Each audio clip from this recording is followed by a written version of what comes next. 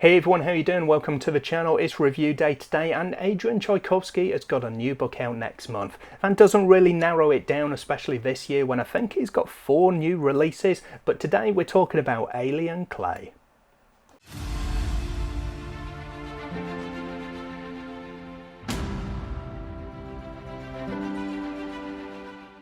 So Alien Clay is a standalone, I think, far future science fiction novel. It is typical Adrian Tchaikovsky in its uniqueness, its weirdness, its inventiveness, and I absolutely love it for that. The guy is an absolute master at creating incredible worlds and maybe making your skin crawl as you're reading and enjoying his work, and Alien Clay is no different. We start off with a character literally being dropped off on a planet and we're just thrown in the deep end, and I absolutely loved it. So first of all, about the planet itself, this is a planet called Kiln, and it's essentially a prison colony. So in this far future, Earth has been taken over by the Mandate, and they outlaw various orthodox sciences essentially and scientific thought. And basically you have all of these people who are rounded up and sent off to various different prison planets who you wouldn't normally expect to see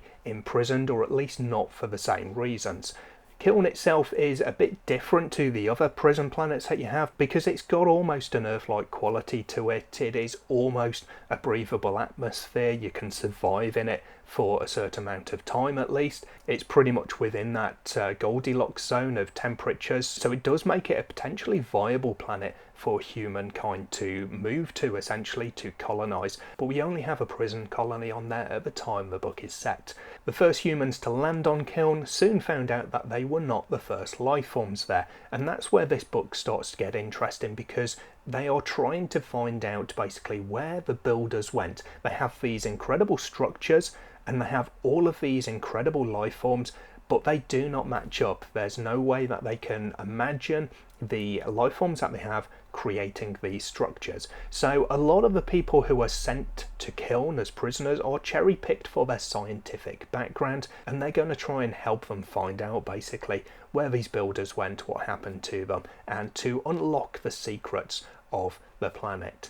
This story is written in the first person. You follow a scientist, a xenobiologist I think he is, or xenoecologist, called Anton Dardev, and I like exploring the world from his point of view because he's never been to Kiln, I've never been to Kiln, so we're exploring together as we go. And the vibe this gave me was very much that of Project Hail Mary by Andy Weir. The science was less in there. It's not about trying to figure out where we are and what we're doing and using science to fill in the gaps. It's more about what the character does know and explaining it to us in a very dry manner, and it just really worked for me. It's the type of humour that I get along with very well.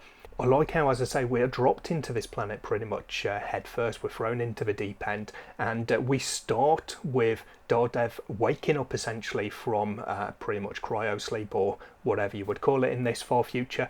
He is falling to the planet. Basically, you've got these barges that send out prisoners, and it's a one-way trip. The ship isn't supposed to go back and do another journey or anything along those lines.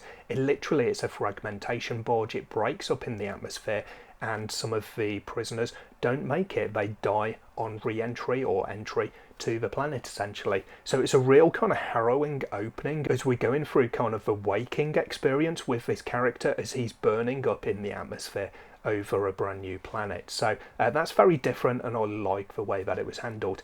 The planet itself is also, as I say, very, very different. The world building, I mean, you are literally building a world from scratch here, and it shows. There are no kind of earthly attributes pretty much to this planet because it is not Earth. It's a whole new world and a whole new system, and everything in it is brand new. So there are analogues, there are things that look like things that we would have, trees for instance. The structures that we've got, as I say, have very defined rooms, and they can kind of imagine what certain rooms might be used for, that kind of thing. But everything is new, the materials are new, and so forth, and it makes for a very creative and very exciting world as you're exploring it, and of course finding out all of the dangers that lie within. The two main things that I think were a bit different maybe for Alien Clay, one is the characters. Adrian Tchaikovsky is great at writing characters I can really, I guess, relate to, but basically characters I can really get on with or really enjoy. Here it's very, very difficult because it's in the first person, so your main character is Dardev, and you don't really get to know the other characters quite so much, partly because he doesn't necessarily spend time with them, but partly because, of course, you're looking at them through one particular viewing portal. You're only seeing them as Dardev sees them. So it's quite difficult to build a real picture of them and to really get into their heads because you never experience that. So that was a bit of a downside for me because we only really have one main character and the others are all on the peripherals.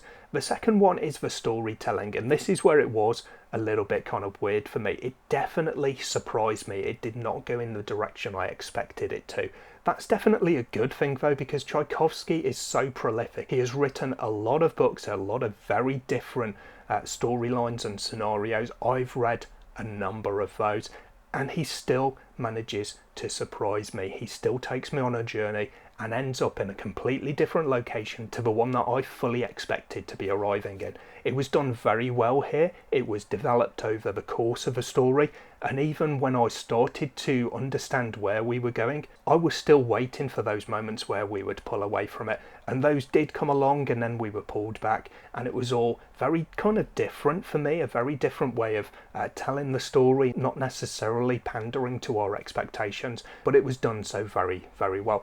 I love that you've got two main storylines, and the actual key story that you have, the main thing that's happening, is kind of in the background actually for a lot of the story. It really gets brought to the forefront part way through the storyline, and it kind of does sneak up on you a little bit because you're focusing on the main aspect as the character sees it, and of course he doesn't see the whole picture. He's learning things as he goes along. So I think the way that that was told was done very, very well, because you're not necessarily going to get the threads of the big picture until you've spent enough time there to be exposed to them. And that, I guess the wording of that, being exposed to them, is very relevant here as well because of the type of world that you've got, the type of organisms that you've got on there as well, and the way that they're not really compatible with humans, but they're trying to be. You don't have alien species that will go and kill and eat humans because they're not compatible, and that works the other way as well. So the humans that we have on this planet can't really eat the vegetation, so to speak, or the creatures of the planet either, because they can't digest them. So again, there's some really interesting elements in that sense. Overall, I had a good time with this story. There were a few bits where I thought in the middle it kind of bogged down a little bit. The pacing wasn't quite right for me throughout the entirety of the story, but accepting that, I thought it was a really good novel. It showed, again, another type of creativity, another weird and wonderful way that Adrian Tchaikovsky's mind can work, and it did everything I think it set out to do in a very competent way. I gave this one 4 stars. It wasn't exceptional. It wasn't my favourite Tchaikovsky, but then I've read a lot of Tchaikovsky, so Alien Clay already had a very high bar to get over for me. In terms of my weighted ratings, for the enjoyment I went with 17 because I did have a good time with it. There were just a few bits that didn't quite work for me or didn't work for me all the way through the story, but I think 17 was a fair score because overall I really did enjoy this book. For the world building, I gave 18 because it was such a creative world. As I say, it is literal world building. He created the entire planet. There is pretty much nothing new that we had there, but I liked also seeing kind of the threads of Earth through this, as well as we're being told what Earth is like and the type of society that we have with the mandate going and chasing people down, and it felt, I guess, a very grim, dark kind of scenario that our characters were leaving, even as they were taken away as prisoners and put to work on this prison colony. It seemed that maybe it's a better world that they're actually now on as compared to the world that they had left. So that was a very interesting element that was maybe not explored in too much detail, but that wasn't the intention, I think, of this particular book. For the characters, I gave 15 out of 20 because, well, I mentioned it earlier on, we get a good look at our main character, but we can't get close enough to any of the other characters. The characters do, to a degree, come and go, as our main character is spending time doing different things, basically. So that's kind of natural for the type of scenario he finds himself in, the type of location that is in, and the way that they are locked down. They don't have full freedom to intermix, basically. So it's understandable. There's no spoilers here. I'm not saying that he didn't spend very much time with certain characters because they died or something along those lines. But it just means that we don't get to spend enough time with enough characters to really get to know them. So Dog Dev I thought was really interesting. There were some other interesting characters as well, but we just didn't see enough of them. For the plot, I also gave it 15 because I thought, as I say, it was dragged out a little bit in some places. I wasn't sure where we were going. It took a while to move on different paths. The storyline, again, as I mentioned, didn't go where I expected it to, but that's not a bad thing. I like the way that it was brave enough to do that and the way that it was handled. But I would say that the overall storyline for me was one of the weaker parts. It just didn't quite hold my attention. It didn't delve into the things that I wanted it to delve into quite enough. I would have liked to see more about the Earth that the characters had left. Maybe there is room in a second book for that. I don't know if there will be a second book, but it would certainly be interesting to explore that, especially with everything that we've now learnt and where our characters have gone in Alien Clay. For the writing style, it's Adrian Tchaikovsky, so although there was a difference in the storytelling, in the narrative type, where this one is from the first person, it was still a very cohesive, a very accomplished writing style. It was really easy to get into, and it's just one of those Tchaikovskys where you know what you're getting, even though everything gives you something a little bit different. You know what to expect from the writing that he's put in on the page. So I gave 8 out of 10 for the writing style. The pacing is another one that did let me down slightly. As I say, I felt it got a little bit bogged down in the middle. I gave it 3 out of 5 just because of that. I think a couple of bits in the middle could have been a little bit tighter.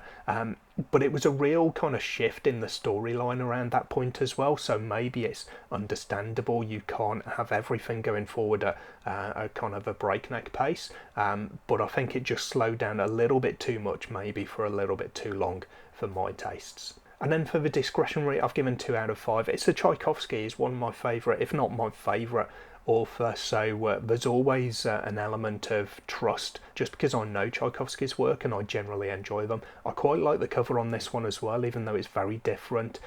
It really sets the tone, I think, for the planet that you find yourself on. It really tells the story in visual form of Kiln, so I definitely appreciate that.